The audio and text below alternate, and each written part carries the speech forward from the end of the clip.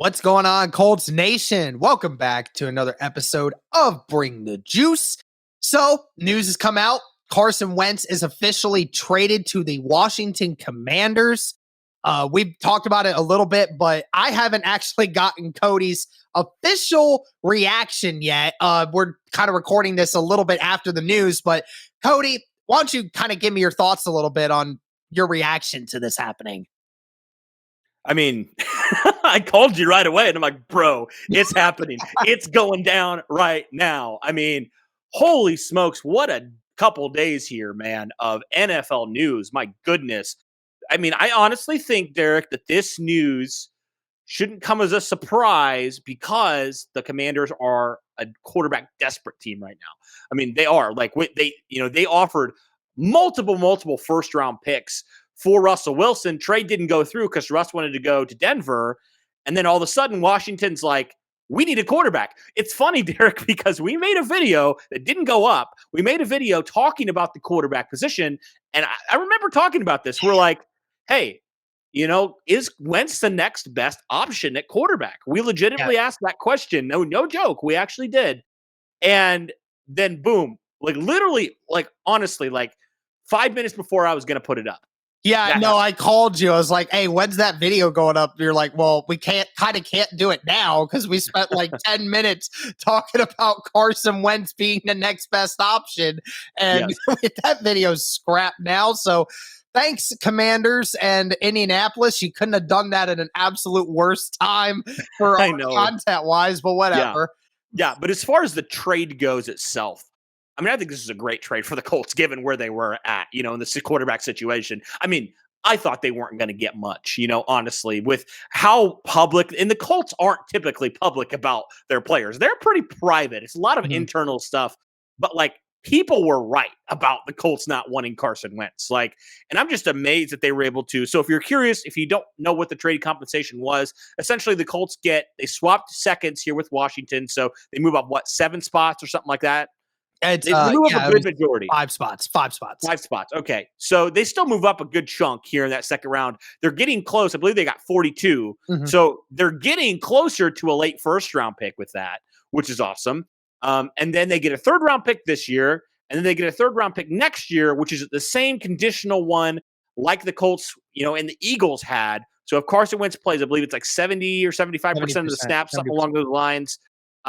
If he does that for the Commanders next year, the Colts are going to get a second round pick. So basically, at the best, the Colts are going to get a second and a third for Carson Wentz. And considering they traded away a first and a third, I mean, and the fact that the Commanders took on his entire contract, I think this is a win for the Colts, Yeah. Considering how they were completely out on Carson Wentz to get this amount of draft capital, I mean, I think it's great, But I think we have to acknowledge this was very much a repo trade, right? They were trying to recover the lost picks that they had from Carson Wentz. So at the end of the day, you got yourself into this mess, and you were fortunate enough that there was a quarterback desperate team like Washington that needed a quarterback and were willing to, in my opinion, way overpay for him, considering what they knew. You talked about there was rumors that they were only going to offer a 4th and 6th for Carson, and somehow Ballard swung multiple picks.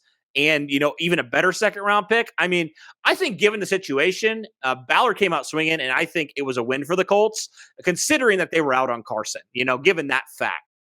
Yeah, absolutely. It was a fantastic trade. But now the ultimate question is, where do you go from here? Right. Yeah. So there's a few options left with just the fact that, Russell Wilson and Aaron Rodgers got traded or basically stayed and traded the day prior to this Carson Wentz news. So, the top level guys that everybody was talking about, there's those options are pretty much gone.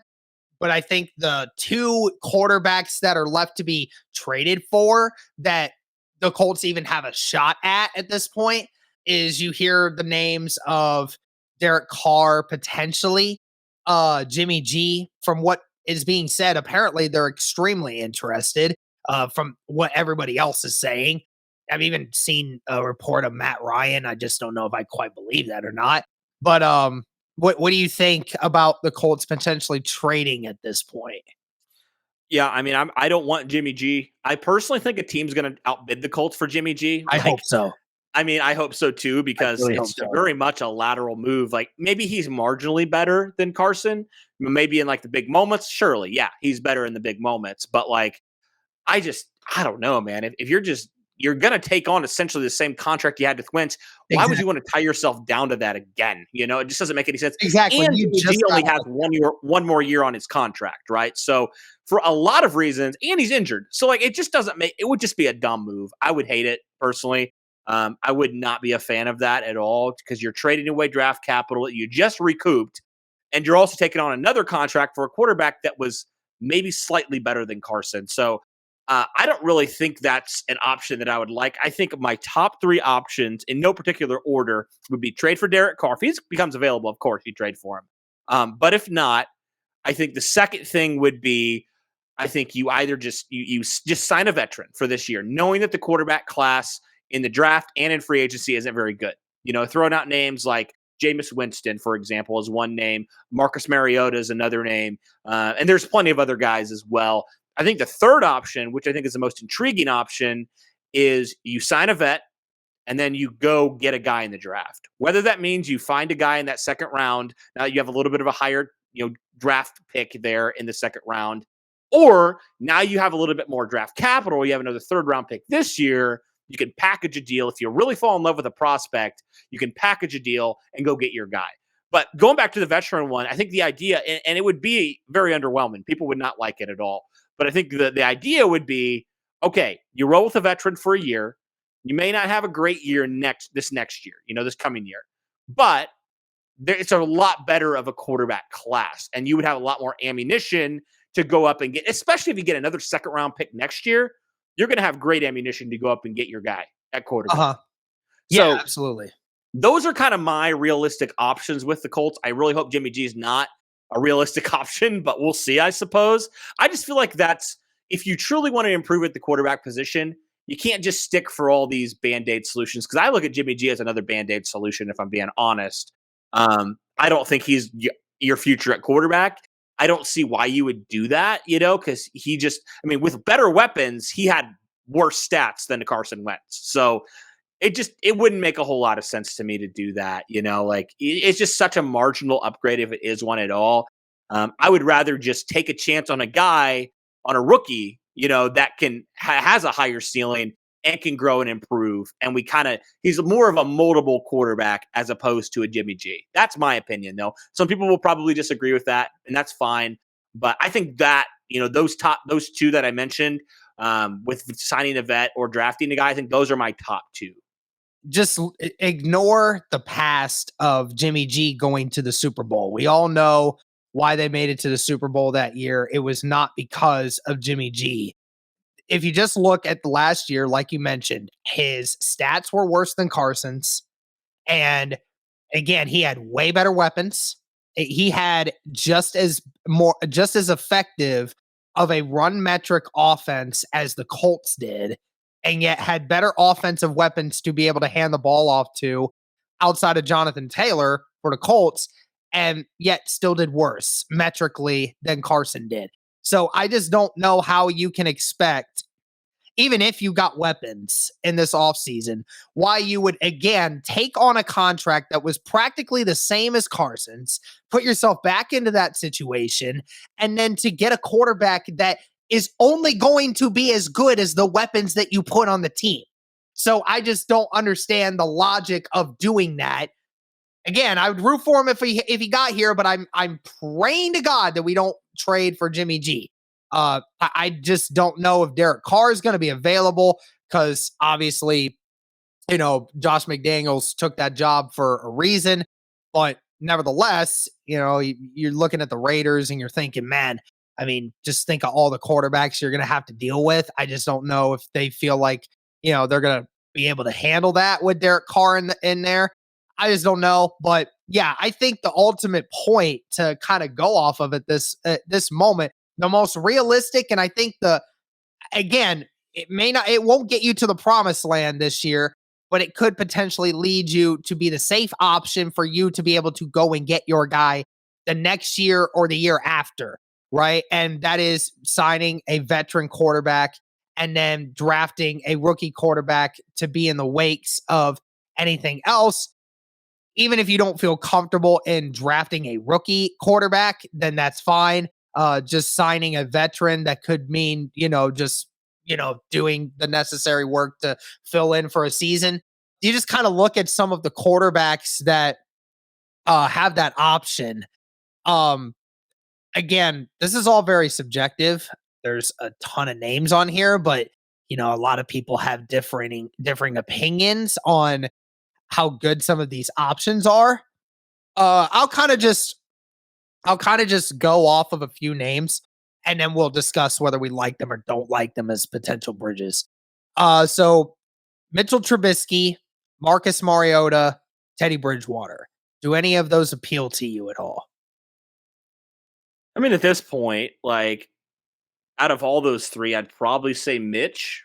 And I don't like to say that because I don't really want him as my quarterback, but Mariota's interesting though, as well. I think it'd be Mitch, Mariota, and then who was the last guy you said? It's Teddy Bridgewater. Yeah, then Teddy. Yeah, those would be my ranking those would be my three. I'd probably go Trubisky, Bridgewater, and Mariota. I know what Mariota is. I don't think there's a lot left in the tank for him. I truly don't believe that. And then for Bridgewater, I like Bridgewater. I think he's a fantastic person. Just don't know how much I can rely on him to stay healthy throughout the whole year. He's had injury problems throughout his entire career. As unfortunate as it is for him, he just never has gotten over that. And Trubisky, I mean, again, I hate to say that name because I truly don't believe he's going to be the next coming. But, Trubisky is one of the few guys on this list that you just think, as was in a terrible spot with the Chicago Bears, for a couple years, right? He had some good weapons, but then again, we saw what Matt Nagy became as the head coach, and they did not do a good job offensively of game planning around Mitch Trubisky. I just think that, maybe with a Frank Reich and how they want to run their offense, maybe it would help Trubisky to be more effective. I don't know. But either way, like I said, neither one of us are saying that any of these guys are going to be the future. We're just talking about the bridges here to cross. But let's go on here. So another three: Jameis Winston, Tyrod Taylor, Cam Newton. No, Lord. Oh my goodness.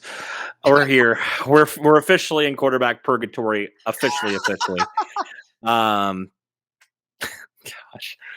I mean, Winston's, I think he's my the guy I would choose out of any of these guys. So he's my number one. Oh my word. Really? Do we have to go here? I guess Tyrod and then Cam. Yeah, I know how you feel. Like, look, I mean, I'd say this, Jameis, I know everyone has a bad rap from him when it comes to the Buccaneer years, right? I mean, he was a turnover magnet for many years. Don't get me wrong, but again, he's one of the younger guys, and he also, I think he has matured a little bit coming into the league and going to the Saints.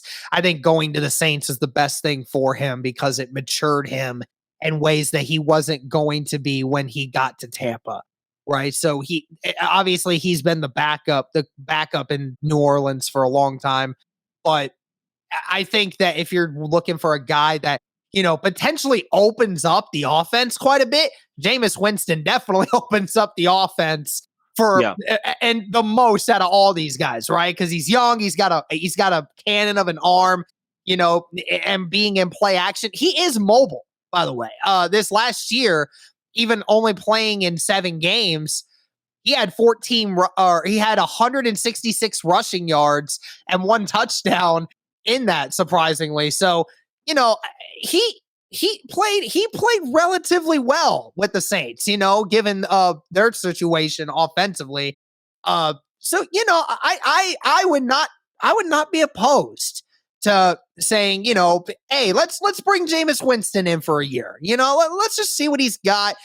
And like I said, I think of all these quarterbacks, he gives you the best option in order to be able to open things up and just expand the offense with. And if you're going to get him some of the weapons that you're thinking of getting him, some deep threats and stuff like that, that's what you want. That's the kind of quarterback that you would love to throw into that system.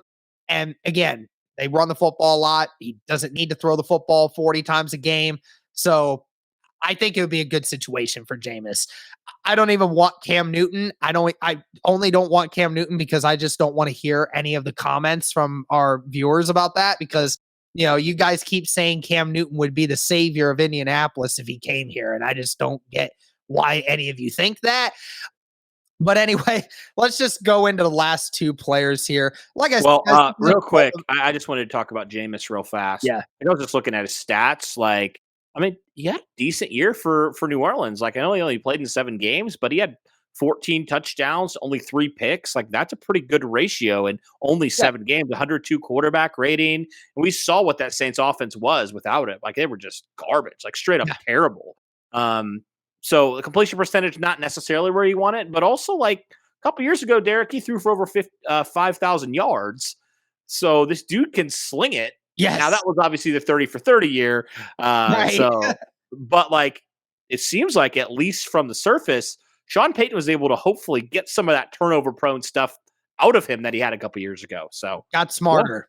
Yeah. He got smarter up here. He had a great mentor in Drew Brees.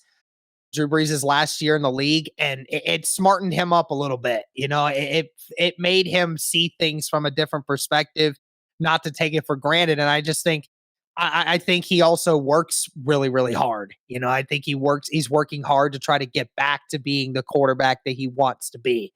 So I like that option. And again, I don't think you have to pay him that much. I'd rather pay 10 to 12 million for Jameis Winston for a year than pay, $28 million or $27 million for Jimmy Garoppolo. I'm just saying. The only other 2 quarterbacks that I think we'll mention here, there's a couple others that are on the market, but I don't necessarily see a reason to talk about them. Andy Dalton and Ryan Fitzpatrick. Fitzpatrick would be interesting. I'm absolutely no on Andy Dalton. Yeah, I'm the same way as you. I'm out on Andy Dalton, but Fitzpatrick I think would be really awesome. Only played in 1 game because he got hurt and wouldn't play the rest of the way. But I think Fitzpatrick, if you're gonna have a guy that can ball, Fitzpatrick's definitely. They don't give him the nickname Fitz Magic for a reason, right? He definitely has some magic still left in him at 40 freaking years old, right? Been around the league a long freaking time. So, Fitz Magic definitely, even if you were thinking of bringing a quarterback in the draft, Fitz Magic would be a amazing mentor for any quarterback coming into the league. Talk about one of the most knowledgeable guys in this whole class, right? One of the most knowledgeable quarterbacks left in this league. So, that would be a great fit, not only for mentorship, but he is a leader. He's a great character. I think he would fit into the locker room very well. So I think that if you were wanting to do that, Fitzpatrick would be a great one for you. All right. Well, I don't know if is there any others that I've missed that you want to talk about. Please do not say Joe Flacco. That's all. I don't want to talk about this garbage list. Okay, let's just move on. All right. Well, there's not really a whole lot more to move on from because we talked about the guys that are in free agency. We talked about some of the guys that were drafting. Is there a quarterback in mind in that second or late? Let's say the Colts are going to go quarterback in the draft and they go either early second or trade up to go into the late first. Is there a quarterback that you think the Colts should eye to try to maybe go and get? Well, I have to take a look, honestly. I didn't really take a look at the quarterbacks in this year's draft. I've heard of them, but I haven't really taken a look because I personally thought Wentz was probably going to be the quarterback this next year. So I'm going to have to do a little bit of research into that. But, I know some names like Malik Willis, Desmond Ridder, Sam Howell are just a couple names that might be around that spot. Now, some of those guys might go earlier. Some of them might be later picks. But those are just a few guys that I've heard kind of mentioned around the Colts. But yeah, we'll see. Yeah, I mean, I think it'd be hilarious to see the Colts get Desmond Ridder, because my brother is going to UC right now, and he said he would be both ecstatic and terrified that Desmond Ridder would be on the Colts, because Ridder is quite he is something with the football, man. I mean, he is basically like Carson Wentz on steroids. I mean, he really is. I mean, he's a much better athlete, obviously. And, some throws you're just like, oh my God, the accuracy, it's amazing. And then he has those one or two throws a game. You're just like, what in the hell was that? It's one of those things that people have said, Sam Howell, and who knows, maybe Matt Corral falls because of the ACL injury that he sustained in the bowl game this last year. We'll see where that goes, but obviously, guys, the option at quarterback for the Colts now, it's a lot more straightforward, because they're only going to have a few choices to really make at this point, and there's really not going to be a lot of outbidding. So we'll see what happens from here. But nevertheless, Carson Wentz is no longer an Indianapolis Colt, and the Colts are going to look to move on and see what they go from here. Likelihood of them giving Sam Ellinger a shot by chance. No, it's not happening. All right. I just wanted to see. I don't think that would be like tanking. I feel like. Yeah, I feel the same way. All right. Well, that's going to do it for this one, guys. Thank you again so much for tuning in. And as always, go Colts.